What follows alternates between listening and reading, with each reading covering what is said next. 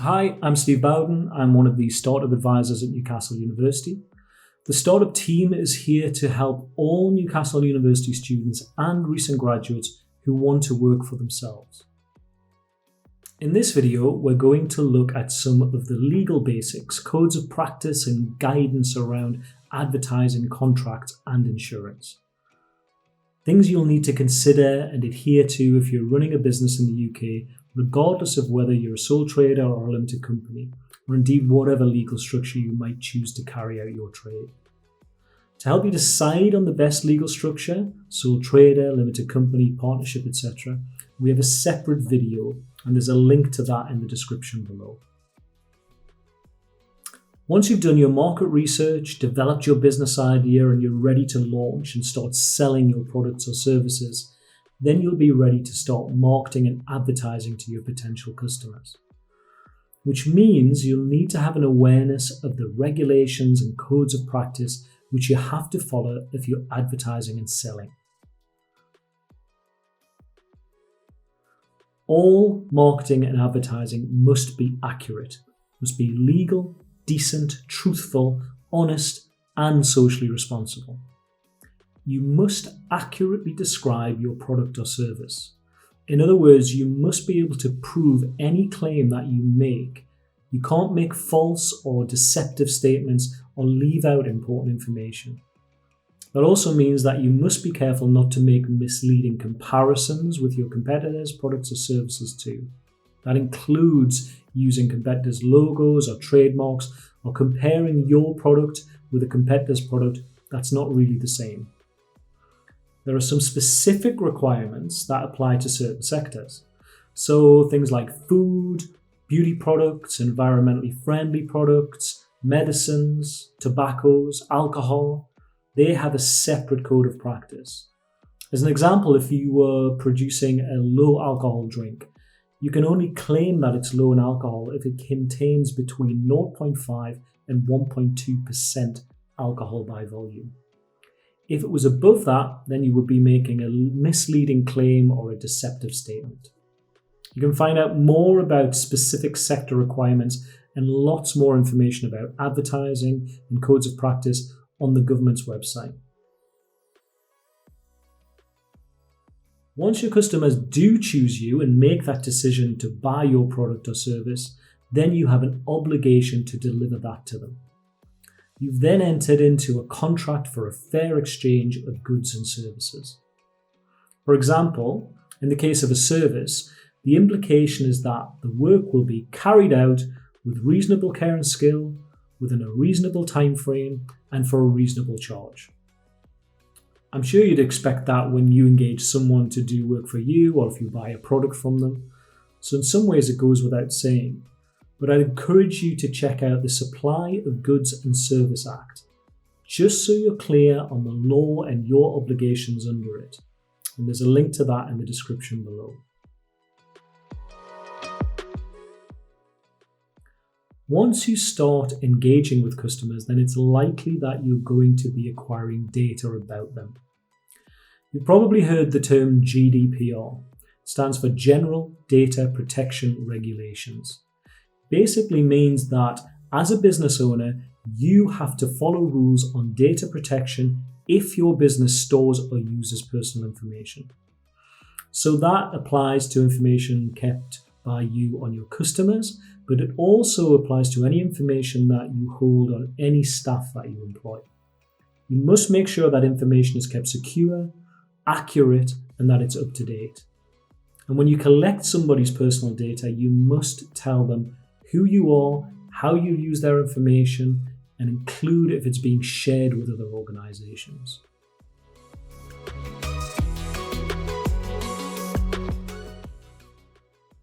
Earlier, we touched on contracting customers and the implications when delivering a product or service.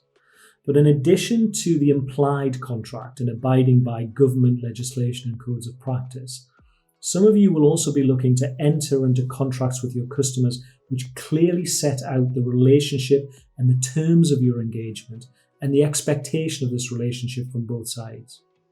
So for example, If you're providing a service for a customer or a client, then at the very least you would expect to set out how much you're getting paid for the work. But you might also want to consider what those payment terms are. On completion of the work, within a month of delivery, some payment in advance and the rest on completion. You should also consider the intellectual property situation. Now, there is a separate startup resource on intellectual property rights and the types of protection available. But in this instance, I'm referring to the common practice of transferring the copyright in your work to your client upon payment for the completion of that work. It is worth checking out the Copyright Designs and Patents Act. When entering into a contract, you should also consider outlining the scope of the project, the timeline, the deliverables. Do all of this in writing before commencement of the work. It's much easier to manage expectations from both sides and hopefully avoid any unnecessary disagreements or disputes later down the line. In order to protect yourself and your clients, you'll also have to consider the types of insurance that you might need in order to perform the work you undertake. If you employ one member of staff or more, it's a legal requirement for you to have employer's liability cover. This will cover you against any claims from employees for injury or illness caused by the work that they undertook. The insurance requirements that you need will vary depending on the type of work you do and where you work from. Your work could have a direct and unexpected impact on a member of the public or on a client, so you might need public liability insurance to protect your business from claims or injury or damage caused by your work. If you offer professional advice or consultancy, for instance, it might be worth considering having professional indemnity insurance. This will protect you if a client makes a claim against you for a professional mistake, alleged negligence, or offering advice that led to them making a financial loss. If your work requires you to handle client data or websites, then it might be worth considering cyber and data insurance. And legal expenses insurance can help you with the cost of defending disputes too.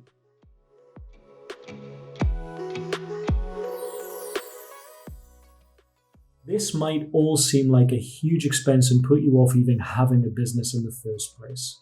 Don't let it. You'll need to have some of these insurances, but you might not need to have all of these insurances, and they're not all necessarily expensive.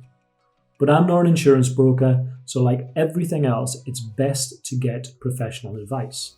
Organizations like IPSI provide advice to sole traders and independent professionals.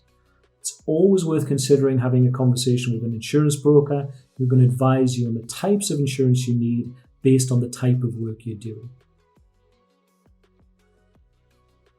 Hopefully, everything we've covered in this video and the links to the further resources and the information in the description below will go some way to providing you with an understanding of the types of legal considerations you should be making if you're considering working for yourself.